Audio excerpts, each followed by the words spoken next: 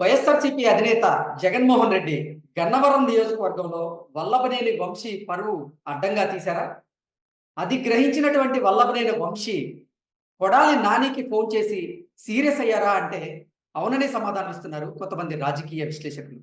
ఇక ఇదే అంశానికి సంబంధించి మనతో మాట్లాడేందుకు టీడీపీ అధికార ప్రతినిధి సంపత్ రాజు గారు మనతో ఉన్నారా? ఆయనతో మాట్లాడు.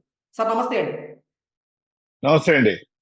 సంపత్ రాజు గారు, నిన్న కొలుసు పార్థసారథి గారు ఒక ప్రెస్ మీట్ పెట్టి స్పష్టంగా చెప్పారు.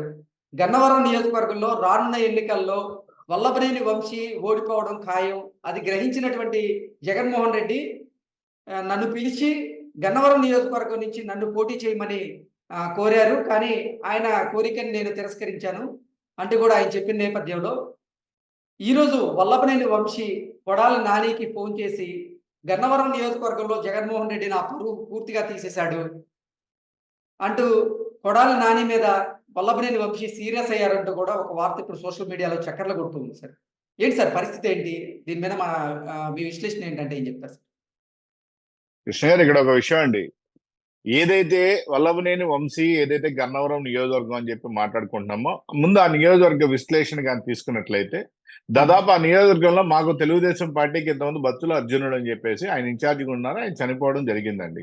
దాని తర్వాత పరిణామాలు మనం చూసాం. దాని తర్వాత ఆయన కూడా సర్దుబాటు చేసుకుని వంశీకి కేటాయించినప్పుడు టికెట్ వంశీకి ఇమ్మని చెప్పి నేను కూడా కష్టపడి పనిచేస్తాను. ఎందుకంటే దాదాపు ఆ నియోజకవర్గంలో 65,000 నుంచి 70,000 ఓట్లు కమ్మ సామాజిక వర్గం, 2 యాదవ్ సామాజిక వర్గం, బలమైన సామాజిక వర్గం అక్కడ ఉండేది. దాదాపు 50,000 దాకా యాదవ్ ఏదో ఉన్నట్టున్నాయి. దాదాపు 40,000 చిల్లర ఏదో 50,000 దాకా యాదవ్ సామాజిక వర్గం ఉన్నాయి. కాబట్టి ఈ పరిస్థితుల్లో కమ్మ సామాజిక వర్గాన్ని చీల్చాలన్నా యాదవ్ సామాజిక వర్గం ఓట్లు కానీ పడినట్లయితే, ఎందుకంటే యాదవ్ సామాజిక వర్గం బలంగా ఈసారి బీసీలకి ఈ రాష్ట్రంలో జరిగినటువంటి అన్యాయాలు అక్రమాలు చూసిన తర్వాత ఏ బీసీ కూడా జగన్మోహన్ రెడ్డితో ప్రయాణం చేసేదానికి రెడీగా లేడు.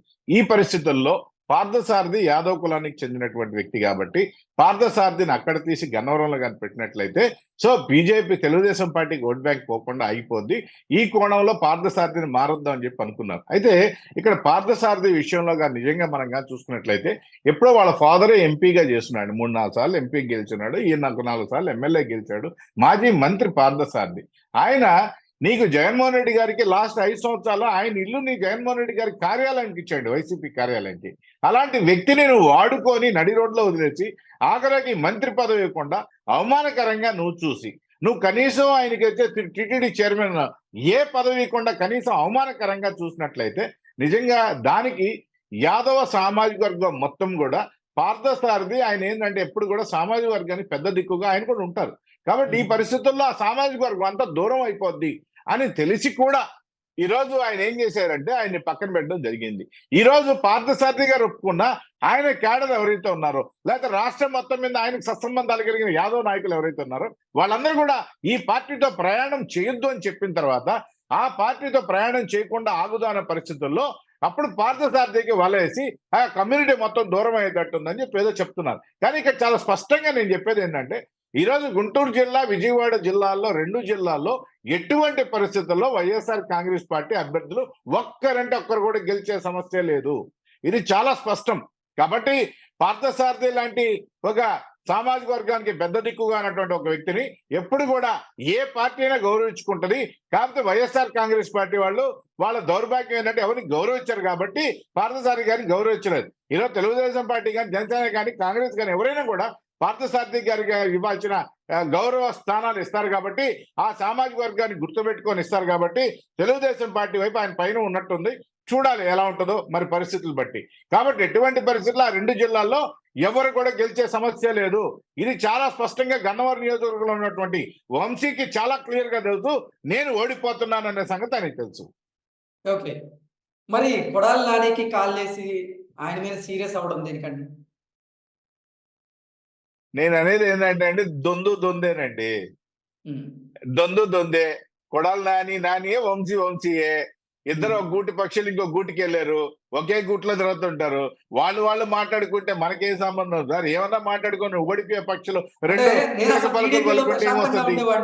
నేను టీడీపీ పార్టీలో ప్రశాంతంగా ఉండేవాడిని. నువ్వు నాకు కాల్ చేసి వైసీపీకి రావాలని ఆహ్వానించావు. నీ ఆహ్వానం మేరకే నేను వైసీపీలో జాయిన్ అయ్యాను. అంటే వైసీపీ కోసం పనిచేస్తున్నాను. కానీ ఇప్పుడు మరి వైసీపీ అధినేత జగన్మోహన్ రెడ్డి నన్ను చిన్నచూపు చూస్తున్నారు. అసలు నా నియోజకవర్గంలో, నా సొంత నియోజకవర్గంలో నా పరువు తీసేశారు. నేను రానున్న ఎన్నికల్లో అసలు నాకు టికెట్ ఇస్తారో లేదో కూడా తెలీదు. నేను ఎట్లా నా మరి పరిస్థితి ఏంటి? నా వంశీ భవిష్యత్తు ఏంటంటే మరి అని వంశీ ప్రశ్నించాడు. ఆ వంశీ గారు పార్టీ మారేటప్పుడు ఒక మాట అన్నాడండి. పార్టీ మారేటప్పుడు ఏదో నాని నన్ను పిలిచాడు వచ్చేసానని ఈ మాట అనలా. ఈరోజు నాని ఏదో మాట్లాడుతున్నాడని మీడియాలో చూస్తున్నా, అది కూడా చూడాలి ఎంతవరకు నిజం అబద్ధమో గానీ, ఆనాడు వచ్చేటప్పుడు ఏం చెప్పాడంటే, రాజశేఖర్ రెడ్డి అంటే విపరీతమైన పిచ్చి అభిమానం, ఆయన చచ్చిపోయినప్పుడు చచ్చిపోవాల్సి అనుకున్నటువంటి వ్యక్తిని, కాబట్టి బతికి బయటపడ్డాను, ఆయన బిడ్డతో స్నేహం చేయాలనుకుంటున్నాను, ఆయన బిడ్డ ఉద్ధరించడానికి పుట్టిన బిడ్డ అయినా ఆ బిడ్డతో ప్రయాణం చేయడానికి నేను రెడీగా ఉన్నాను మాట్లాడిన చిలక పలుకులు ఆనాడు వంశీ గారి అండి. ఈనాడు కొత్తగా మాట్లాడేది ఏంది? ఎవడో చెప్పాడు, మనకి బుద్ధి లేదా? మనం ఏందో మనకు తెలుసు కదా, మన నియోజకవర్గంలో మనకు తెలుసు కదా, ఎవడో చెప్పాడని మనకు బుద్ధి లేని పనులన్నీ మనం చేస్తామా? ఇవన్నీ కరెక్ట్ కాదు. వంశీ గారు తిక్క పని చేసుకున్నాడు, ఈరోజు రేపు చవి చూస్తున్నాడు. ఓకే. అసలేంటి సార్ రానున్న ఎన్నికల్లో వైఎస్ఆర్‌సీపీ నుంచి గన్నవరం నియోజకవర్గ టికెట్ వంశీకొచ్చే అవకాశం ఉందా? లేదా? అంటే ఏం చెప్తారు? మీ అభిప్రాయం ఏంటి? ఒక 4-5 కుటుంబాలు వాళ్ళని అడిగితే గానీ చెప్పలేరండి. ఎందుకంటే ఏదైతే ఉందో వైవి సుబ్బారెడ్డి, వేమిరెడ్డి ప్రభాకర్ రెడ్డి, లేకపోతే పెద్దిరెడ్డి రామచంద్రారెడ్డి, వైఎస్ జగన్మోహన్ రెడ్డి గారు మాత్రమే చెప్పగలుగుతారు. ఎవ్వడికి టికెట్లు స్పష్టంగా లేవు. వాళ్ళు చెప్పినోడికి ఇయ్యాలి, దండం పెట్టి పోవాలి, లేదంటే పోతా ఉండాలి. ఇది పరిస్థితి. కాబట్టి ఎవరికి ఉండదో లేదు. ఇప్పుడు కూడా ఆయన ఏమంటున్నాడు, టికెట్ నీకే అనట్లా, ఒక ఇన్ఛార్జిని ప్రకటిస్తున్నాడు. ఈ మళ్ళీ మార్పులు రేపు మళ్ళీ పీకి పడేస్తాడు. కాబట్టి జగన్మోహన్ రెడ్డి గారు మధ్యలో ఏదైతే ఉంటుందో అదే జరుగుతుంది, అంతమించి ఏం లేదు. ఇప్పుడు ఎక్కడో చూసామండి గతంలో మనం ఉద్యోగస్తులు బదిలీలు అని చెప్పి. కర్మ ఏంటంటే వైనాట్ 175 అన్న ఈ పెద్ద మనిషి ఎమ్మెల్యేలను వైనాట్ బదిలీ చేస్తున్నారు. 175 వై నీడ్స్ జగన్ అనే పెద్ద మనిషి ఈ రాష్ట్రంలో ఎమ్మెల్యేలు పనికి మాలినోళ్ళంట, వాళ్ళు మంత్రులు పనికి మాలినోళ్ళు, వాళ్ళు చేయడం చేత రాలేదు, చౌట దద్దమ్మలు, వాళ్ళని తీసేస్తున్నానని చెప్పి చెబుతూ మళ్ళీ పక్క నియోజకవర్గంలో ఈ పనికి మాలిన ఏదైతే నాయకులు ఉన్నారో వాళ్ళు పనిచేసేదానికి అవకాశం ఉంది, పక్క నియోజకవర్గంలో వేస్తే బ్రహ్మాండంగా పనిచేస్తారు, ఈ పనికి మాలిన ఈ నాయకులు అంటే ఆయన దృష్టిలో పనికి మాలిన యూజ్లెస్ ఫెలోస్, ఇక్కడ పనికి రాలేదు, ఇంకో దగ్గర యూస్ఫుల్ అవుతాడని చెప్పేసి ఈయన బదిలీ ప్రక్రియ చేస్తున్నాడు. రాజకీయాలు ఇప్పటిదాకా బదిలీ ప్రక్రియ చేసిన పెద్ద మనిషి ఎవరంటే ఒక్క జగన్మోహన్ రెడ్డి గారు. చూద్దాం, ఇక్కడ చీదరించుకున్న ప్రజలు అక్కడ చీదరించుకోరా, చూద్దాం. ఇక్కడ ఎవడో తెలియదు, పక్క నియోజకవర్గంలో పోయి ఈయన ఏం చేస్తాడు, ఉన్న నియోజకవర్గంలో పుట్టిన నియోజకవర్గంలో ఏమి ఇచ్చేది పెద్ద మనుషులు పక్క నియోజకవర్గంలో ఏదో ఎగరదీస్తారంట. రాష్ట్ర ప్రజలు అన్ని చూస్తున్నారు, దానికి బుద్ధి చెప్తారు. ఓకే. సార్ కొడాలి నాని జగన్మోహన్ రెడ్డికి అత్యంత సన్నిహితుడు. ఈ నేపథ్యంలో కొడాలి నాని ఫ్రెండ్ అయినటువంటి వల్లభనేని వంశీకి ఈసారి కొడాలి నాని టికెట్ ఇప్పించుకోలేడా? తెర వెనక చక్రం తిప్పలేడా అంటే ఏం చెప్తారు? జగన్మోహన్ రెడ్డికి అత్యంత సన్నిహితుడు అనే వ్యక్తి ఒక్కడూ లేడండి. హ్మ్. ఎందుకంటే ఆయన ఎవరిని నమ్మడు. ఇంకో విషయం ఏంటంటే ఆయన ఎవరు నమ్మరు. ఇక్కడ దీనిలో స్పష్టంగా ఆయనకి చాలా ముఖ్య అనుచరుడు అనే మాట లేదు. వంశీ కొడాలి నాని పుట్టికేందు, కొడాలి నాని ఎక్కడి నుంచి రాజకీయాల్లోకి వచ్చాడో, ఎక్కడెక్కడ ఉన్నాడో అన్ని తెలిసింది. కాబట్టి ఆయన వాడుకునే దానికి రెడీగా ఉంటాడు. జగన్మోహన్ రెడ్డి ఎవరినైనా యూజ్ అండ్ త్రో అండి, వాడుకుంటాడు, వదిలేస్తాడు. అది జనం గాని, సొంత కుటుంబ సభ్యులు గాని, లేకపోతే కన్న తండ్రి గాని, లేకపోతే ఇంట్లో ఉన్న భార్యనే సైతం వాడుకొని వదిలేసే పెద్ద మనిషి ఎవరంటే జగన్మోహన్ రెడ్డి గారు. ఆయన గురించి మనం ఎందుకండి, ఈరోజు ఆయన వదిలిన బాణం ఎట్టుపోతుందో, ఆయన కన్న తల్లి ఎట్టుపోతుందో, లేకపోతే ఆయన్ని పెంచిన పిన తండ్రి చావు ఎవరు చంపారో కూడా తెలియని పరిస్థితుల్లో జగన్మోహన్ రెడ్డి ఉన్నాడు. అన్ని తెలుసు, కాకపోతే ఆయన ఎవరిని నమ్మడు.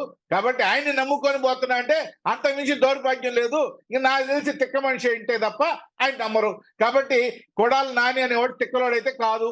కాబట్టి చూద్దాం ఏం జరుగుతుందో. ఓకే. అంటే జగన్మోహన్ రెడ్డిని నమ్మితే కొడాలి నానికి కూడా టికెట్ వచ్చే అవకాశం లేదు అంటారా? ఎటువంటి పరిస్థితుల్లో నమ్మినోడిని పొడిచేదానిలో మొట్టమొదటి ఉన్న వ్యక్తి రాష్ట్రంలో ఎవడైనా ఉన్నా అంటే ఒకే ఒకడు, నాకు తెలిసి ఈ దేశంలో ఉంటాడు ఒకడే ఒకడు, అది జగన్మోహన్ రెడ్డే. కాబట్టి జగన్మోహన్ రెడ్డిని నమ్ముకొని పోతే అంతకంటే తిక్కలేదు. అతని జనాభాను నమ్ముకొని, అతని నియోజకవర్గంలో ఉన్న నాయకులు కార్యకర్తల జనాభాను నమ్ముకొని వాళ్ళ నిర్ణయాన్ని బట్టి పోతే కరెక్ట్, కానీ ఒకరిని ఎవరినో నమ్ముకొని పోతే ఏం చేస్తారండి? హ్మ్.